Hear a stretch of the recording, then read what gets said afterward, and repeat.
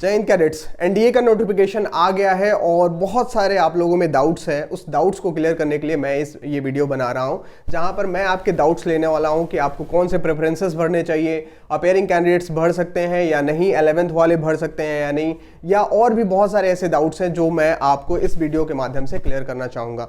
सो आप भी जानते हो कि 22 दिसंबर से नोटिफिकेशन आउट हो चुका है और 22 दिसंबर से आप फॉर्म फिल कर सकते हो, जिसकी लास्ट डेट जो है 11 जनवरी है और 2022 है और तब वो लास्ट डेट है। तब तक आपको इसके बीच, इस अंतराल के बीच आपको फॉर्म आपको फिल करने हैं। क्या क्या चीज़ें हैं, क्या क्या डाउट्स हैं, हम सारी चीज़ें इसमें हम देखने की कोशिश करेंगे।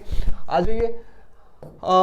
सबसे पहले तो यही है, यूपीएससी के वेबसाइट्स पर जाके आप जाके इस फॉर्म को फिल कर सकते हो upsc.gov.in पे।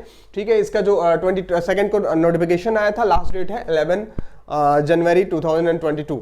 ठीक है, आ जाओ फिर क्या है, लास्ट डेट सबमिशन है वही 11 जनवरी को। आपको 6 बजे तक आप इसको फॉर्म को फिल कर सकते हैं, बट आप उतना वेट क्या करना है, आप तुरंत जाके फॉर्म को फिल कर दीजिए, आपको जितना जल्दी हो सके लास्ट टाइम के फ्रेस्किंग से बचने के लिए। ठीक है, तो ये चीजें हैं। नेक्स्ट आते हैं कि जो वैकेंसी डिटेल्स है, कि इसमें लगा कि जैसे लास्ट टाइम में गर्ल्स की वैकेंसी अपडेट हुई तो बहुत सारे लोगों में डाउट था कि क्या इस बार कुछ चेंजेस होंगे, वैकेंसीज कुछ ज्यादा हो सकती है या कम हो सकती है, या क्या होगा, कुछ चेंजेस होगा।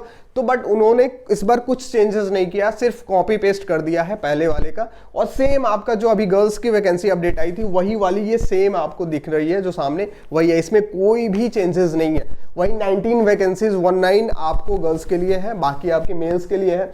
और यहाँ पर आप देख सकते हो आर्मी, नेवी, एयरफोर्स के लिए जो वैकेंसी डिटेल्स है वो 208 है आपका आर्मी के लिए, जिसमें 10 फीमेल कैंडिडेट्स के लिए है, और आपका नेवी के लिए 42 है जिसमें 3 फीमेल कैंडिडेट्स के लिए है। एयरफोर्स के लिए 92 है जिसमें 2 फीमेल कैंडिडेट्स के लिए, फ्लाइंग के लिए, ग्राउंड ड्यूटी टेक्निकल के लिए आपका 18 है टोटल वैकेंसी, 2 है फीमेल कैंडिडेट्स के लिए। ग्राउंड ड्यूटी नॉन टेक में, नॉन टेक्निकल वालों का 10 है और इसमें 2 है फीमेल कैंडिडेट्स के लिए, और 30 है नेवल एकेडमी के लिए, जो कि सिर्फ और सिर्फ मेल कैंडिडेट्स के लिए है। इसमें फीमेल कैंडिडेट्स के लिए नेवल एकेडमी नहीं है। ठीक है, तो ये आपकी टोटल वैकेंसीज है। और जैसा कि हमेशा रहता है कि इसमें चेंज हो सकता है, लेकिन चेंज होता नहीं है जनरली। तो आपकी ये वैकेंसी डिटेल्स है, तो ये आपका कोई भी चेंजेस नहीं हुआ, जैसे गर्ल्स की वैकेंसी थी वही अपडेशन हुआ है, तो इसमें कोई चेंजेस नहीं है। आइए नेक्स्ट देखते हैं।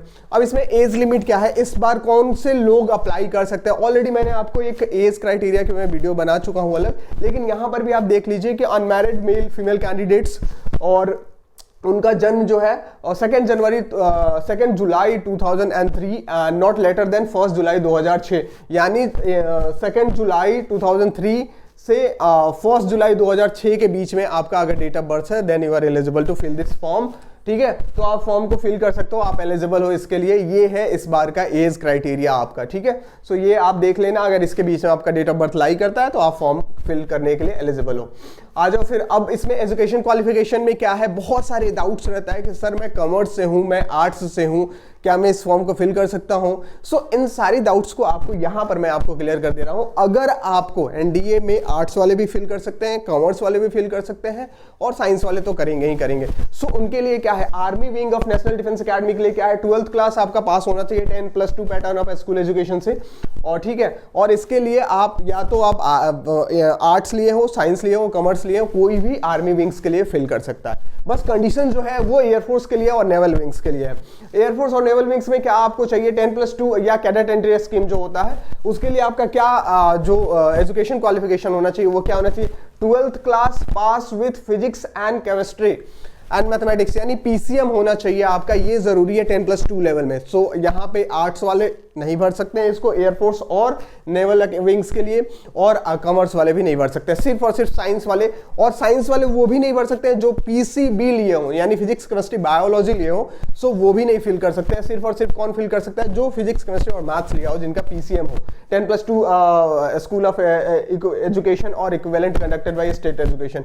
सो यही कंडीशंस है, यानी कि आर्मी के लिए सभी लोग एलिजिबल हैं, लेकिन एयरफोर्स और नेवल विंग्स के लिए सिर्फ और सिर्फ जो साइंस में पीसीएम है जिनके पास, यानी फिजिक्स केमिस्ट्री मैथ्स, वही फिल कर सकते हैं। ठीक है, आ जाओ फिर नेक्स्ट देखते हैं। फिर इसमें ये है कि जो अपेयरिंग, ये आपका एक पॉइंट बहुत ज्यादा इंपॉर्टेंट है, जो बहुत सारे लोगों का डाउट्स रहता है कि सर मैं इस बार अपियरिंग में हूँ, क्या मैं फिल भर सकता हूँ, या 11th में हूँ सर मैं एग्जामिनेशन को फिल कर सकता हूँ कि नहीं, तो सबसे पहले आपके लिए ये नोट फर्स्ट वाला, candidates appearing in the 11th class exam are not eligible for this examination. आप एलिजिबल नहीं हो, अगर आप 11th में हो so you are not eligible to appear in this examination this time, ठीक है, और कभी भी नहीं होता है, ठीक है। तो ये चीजें हो गया। और जो इस बार अपियरिंग में दे रहे हैं उनको 24 दिसंबर के पहले 2022 के पहले आपको अपना सर्टिफिकेट आपको 10+2 का देना होगा, आपको मिनिस्ट्री ऑफ डिफेंस में आपको जमा करना पड़ेगा। तो वो ये डेट के बारे में है कि 12th क्लास तब तक आपका हो जाना चाहिए 12th, ठीक है। आप कोई भी उसमें कोई कंडीशंस नहीं चलेगी। और एक और इंपॉर्टेंट है कि जो लोग ऑलरेडी जो CPSS या PABT टेस्ट, पायलट एप्टीट्यूड बैटरी टेस्ट दे चुके हैं वो लोग, और अगर उसमें फेल है तो वो सिर्फ और सिर्फ ग्राउंड ड्यूटी में एयरफोर्स के लिए फिल कर सकते हैं वो, और दूसरे फ्लाइंग के लिए एलिजिबल नहीं है। क्योंकि फ्लाइंग के लिए एलिजिबिलिटी तभी होती है जब आप CPSS या PABT टेस्ट को फर्स्ट टाइम में आप क्लियर करते हो, मतलब उसमें अगर फर्स्ट टाइम में अगर क्वालिफाई नहीं किए तो then you are not eligible for flying, फिर आप ग्राउंड ड्यूटी के लिए ऑप्ट कर सकते हो, ठीक है। तो यही इसमें कंडीशंस है। तो ये कुछ बहुत ज़्यादा नहीं था। जैसा कि आप सभी लोग जानते हो स्कीम ऑफ एग्जामिनेशन वो क्या होता है। मैथमेटिक्स और जनरल एबिलिटी टेस्ट 2 पेपर आपके होते हैं, और 2 पेपर में 2.5 घंटे के, टाइम तो सेम होता है but number of questions different होते हैं। जैसे मैथ्स में आपको 120 क्वेश्चंस होते हैं और आपके जनरल एबिलिटी टेस्ट में 150 क्वेश्चंस होते हैं। यहाँ आपको 300 मार्क्स के मैथमेटिक्स होते हैं और 600 मार्क्स के आपके जनरल एबिलिटी टेस्ट होते हैं। जनरल एबिलिटी टेस्ट में 150 क्वेश्चंस होता है, 1 क्वेश्चन कैरी 4 मार्क्स, यानी आपको 4 मार्क्स मिलते हैं। यहाँ पर मैथ्स में आपको 2.5 मार्क्स मिलते हैं, ठीक है, और 120 नंबर ऑफ क्वेश्चंस रहता है। टोटल आपके 900 के लिए आपका पेपर होता है रिटन एग्जाम, और 900 की SSB इंटरव्यू होती है, यानी टोटल आपका जो मार्क्स होता है वो 1800 होता है, 900 रिटन के लिए और SSB इंटरव्यू के लिए। और SSB इंटरव्यू की इंपॉर्टेंस तो आपको पता ही है, आप कुछ भी कर लो, रिटन में आप 900 में 900 ला लो, लेकिन SSB अगर इंटरव्यू आप क्वालिफाई नहीं करते हो तो आप एकेडमी नहीं ज्वाइन कर सकते हो, आप मेरिट में जगह नहीं बना सकते हो। तो SSB interview very very important, ठीक है। सो यहाँ पर ये आपके कुछ डिटेल्स थे। इसके साथ ही बहुत सारे लोगों में एक जो है इंपॉर्टेंट डाउट रह जाता है, उसको मैं आपको क्लियर करना चाहूंगा। जो एलिजिबिलिटी क्राइटेरिया है उसमें ये रहता है आपका, सबसे पहले वो चीज मैं थोड़ा सा क्लियर कर दूं आपको, कि यहाँ पे ये रहता है कि सर प्रेफरेंसेस कौन सा भरे हम, कौन सा प्रेफरेंसेस। तो देखो, जो लोग आर्ट से हैं, साइंस से हैं, और आर्ट से हैं, कॉमर्स से हैं, और साइंस से हैं, बट उनका क्या है, ब्रांच है PCB, तो वो लोग जो प्रेफरेंसेस भरेंगे, ये 3 लोग आर्ट्स, कॉमर्स और साइंस वाले जिनका PCB है, उनका होगा 1 और 000, यानी ये आर्मी के लिए ही सिर्फ एलिजिबल है। तो उनका फर्स्ट प्रेफरेंस क्या होगा, आर्मी होगा, बाकी सब क्या होगा, 00 होगा, क्योंकि 00 के लिए वो एलिजिबल नहीं है। एयरफोर्स विंग्स के लिए, नेवल विंग्स के लिए 00 ही आप डालोगे। तो सिर्फ ये वाला आप पैटर्न डालना अगर आप ये चीज हो। अगर आप साइंस से हो और PCM है आपका, तो आप एयरफोर्स को अपना फर्स्ट ऑप्शन दे सकते हो। यानी अगर एक आपको वो बना के बताऊंगा तो आप चीजें समझ जाओगे। अगर ये आर्मी का है और ये एयरफोर्स का है, ये नेवल विंग्स का है, ठीक है, नेवल विंग्स का है, तो आप इसमें एयरफोर्स आपका फर्स्ट हो जाएगा, आर्मी आप इसमें डाल सकते हो, सेकंड डाल सकते हो, नेवल विंग्स का थर्ड डाल सकते हो। इस तरीके से आप इसमें फिल कर सकते हो, आपको कोई प्रॉब्लम नहीं होगा। और फिर नेवल एकेडमी के लिए आप फिर चौथा डाल सकते हो, या इस तरीके से चीजें कर सकते हो। तो ये चीजें आप चेंज कर सकते हो। लेकिन आपका, अगर आप एलिजिबल हो एयरफोर्स के लिए, तो आप एयरफोर्स आपका फर्स्ट प्रेफरेंस होगा, बाकी सब आप में अलग अलग चीजें प्रेफरेंसेस करके आप कर सकते हो, ठीक है। तो ये इस बात का आप जरूर ध्यान रखिएगा, ये बहुत ज्यादा इंपॉर्टेंट है, ठीक है। और ये आपने देख लिया। और पेनाल्टी है, जैसा आप हमेशा जानते हो कि नेगेटिव मार्किंग रहता है इसमें, और आपका 1/3 नेगेटिव मार्किंग है। जितना भी आप क्वेश्चन सॉल्व करते हैं, अगर एक क्वेश्चन गलती करते हैं, आपको 1/3 मार्क्स आपको पेनाल्टी के रूप में दिया जाएगा।